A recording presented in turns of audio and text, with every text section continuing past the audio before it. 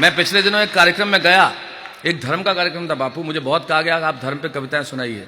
मैंने नहीं सुनाई साहब, मैंने नहीं, कोई दिक्कत नहीं, मैंने कतई नहीं सुनाई। इसलिए नहीं सुनाई कि मैंने सिर्फ एक वाक्य कहा कि मैं धर्म पर कविता इसलिए नहीं करता क्योंकि कविता मेरा धर्म है। तब सुनाता हूं। वो ट्रेन में, हाँ, वो ऑडियो कैसे भरवाना, गाने को फिर से भरवाना, छत पे जाना, एंटीना सिलाना, वो लाइब्रेरी में जाकर अखबार देखना, सर्दियों में अंगीठी के पास हाथ सेकना, वो ट्रेन में अपना बिस्तर साथ ले जाना, साथ लाया हुआ खाना खुद भी खाना, साथ वाले को भी खिलाना। उस जमाने को याद कीजिए साहब, हम खाना लेके जाते थे, थोड़ी देर में पूरा एक डब्बा परिवार हो जाता था। आज जगह जगह लिखा था अनजान आदमी के हाथ से न खाएं, जहर हो सकता है। मेरे साथ बैठने वाला परिवार होता था, आज साथ बैठने वाला अपराधी हो गया। तब मैं कहता हूं हमने क्या क्या बदल दिया। ट्रेन में लाया हुआ खाना साथ में खाना, खुद भी खाना, साथ वाले को भी खिलाना, वो एक ही कमरे में 7 भाई बहनों का रहना, वो एरोप्लेन को हवाई जहाज कहना। अगली पंक्ति बापू मैं क्षमा चाहते हुए कहना चाहता हूं क्योंकि मैं आपकी उपस्थिति में कह रहा हूं। पंक्ति थोड़ी ऐसी वैसी है लेकिन सत्य है, क्योंकि हम हिंदुस्तानी इतने पाखंडी है कि हम सबने ये किया है लेकिन स्वीकार नहीं करते बापू। तब मैं कहना चाहता हूं, आपसे क्षमा मांगते हुए कहता हूं, आपकी उपस्थिति में कहना चाहता हूं। और कवि सम्मेलन में तो मैं क्षमा नहीं मांगता, सत्य है, लेकिन आपकी पावन उपस्थिति है इसलिए क्षमा चाहता हूं। क्योंकि पंक्ति थोड़ी ऐसी वैसी मतलब खराब नहीं है लेकिन सत्य है। सत्य खराब भी होता है, सत्य खराब ही होता है और सत्य अक्सर खराब होता है। वो ट्रेन में लाया हुआ बिस्तर साथ में लाना, साथ लाया पराठा अचार खुद भी खाना, साथ वाले को भी खिलाना, वो ट्यूशन पर पास वाली लड़की का जानबूझकर पांव से छूना। मैंने इसलिए कहा मोनोज साहब कि ये पंक्ति में जहां भी कहता हूं एकदम खामोशी छा जाती है, क्योंकि हर आदमी ये जताने की कोशिश करता है कि उसने ऐसा नहीं किया।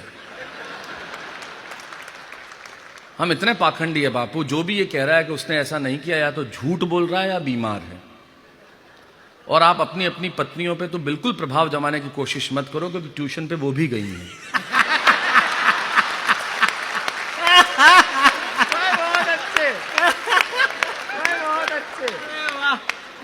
सत्य है ये।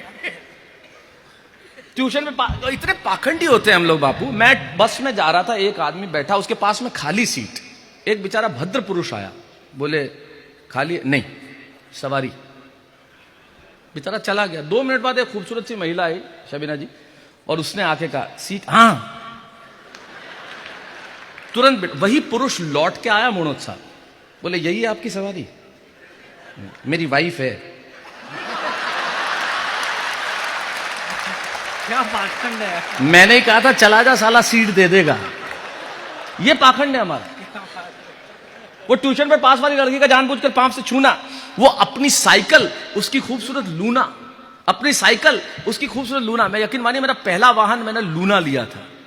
आज मैं चाहे मर्सिडीज चलाता हूं, चाहे ऑडी चलाता हूं, सबसे कहता हूं साहब मैं उसके अंदर बैठ के भी लूना ही चलाता हूं।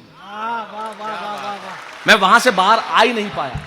वो अपनी साइकिल उसकी खूबसूरत लूना, वो रोज मंदिर जाती है, इस चक्कर में अचानक आस्तिक हो जाना। वाह वाह वाह। वो रोज मंदिर जाती है, इस चक्कर में अचानक आस्तिक हो जाना। वो हर चीज खरीद के पहले स्वास्तिक बनाना। वो शादियों में जाने पर वो बिना किसी सामान के घर घर खेलना। वो शादियों में जाने पर 5-5 कोल्ड ड्रिंक उंडेलना। वहीं मिलता था शादियों में, जहां कोल्ड ड्रिंक की टेबल वहां अपन ये देना। 2 के बाद जब वो आंख दिखाता था, वो मंगा रहा है।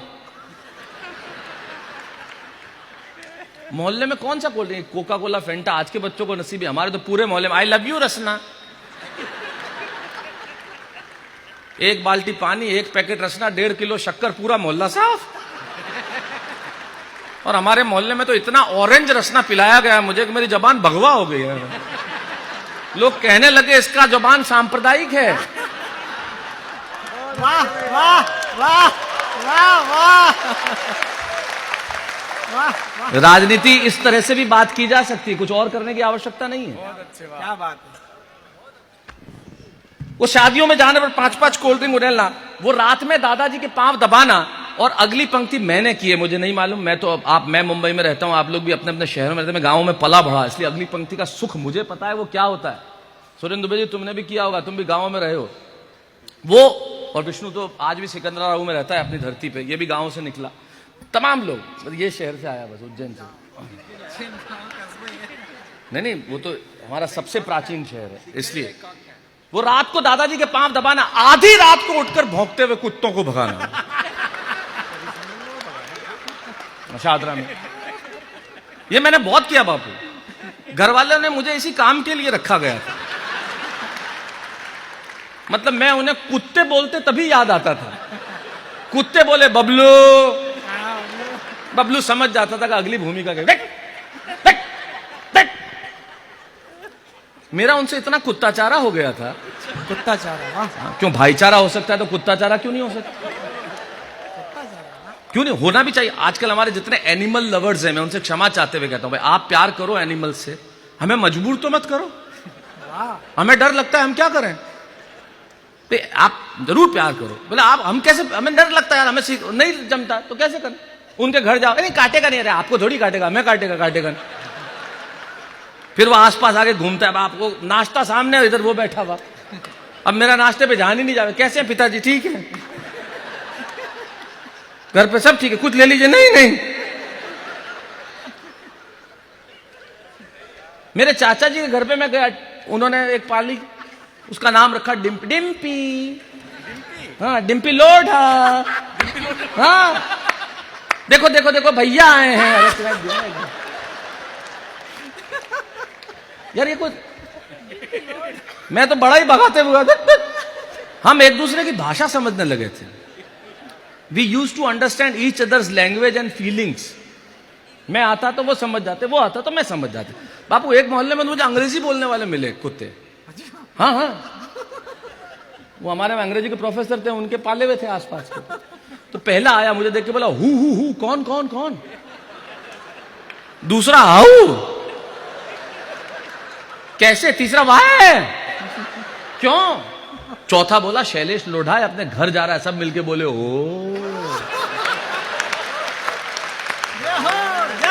वाह। वो रात को दादाजी के पांव दबाना। अब समझ में आया पैसे क्यों लेता हूं? पैसे लेते हैं।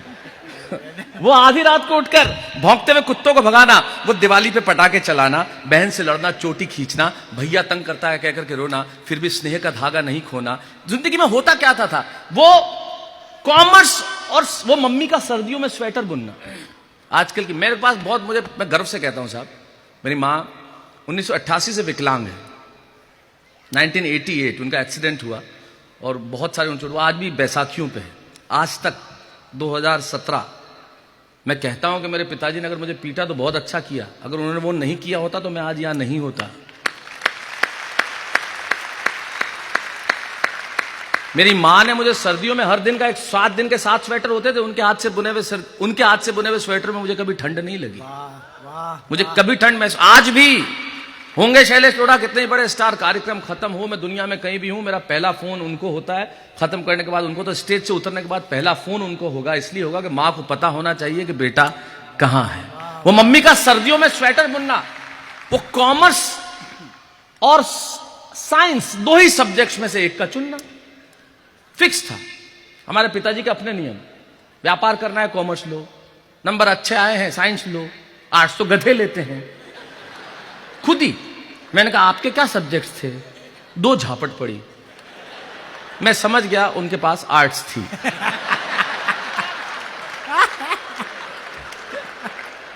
वो मम्मी का सर्दियों में स्वेटर बुनना, वो साइंस और कॉमर्स 2 ही सब्जेक्ट में एक को चुनना, वो बहन से लड़ना, चोटी खींचना, भैया तंग करता है कहकर के रोना, फिर भी स्नेह का धागा नहीं खोना, वो स्लीपर क्लास में धक्के खाते हुए जाना, वो सुराही की मिट्टी की गंध के साथ पानी पीना, वो बेलौस, बेफिक्र, मस्त, बेवजह जीना। सच सच बताना यार, मिस करते हो कि नहीं? सच सच बताना यार, मिस करते हो कि नहीं?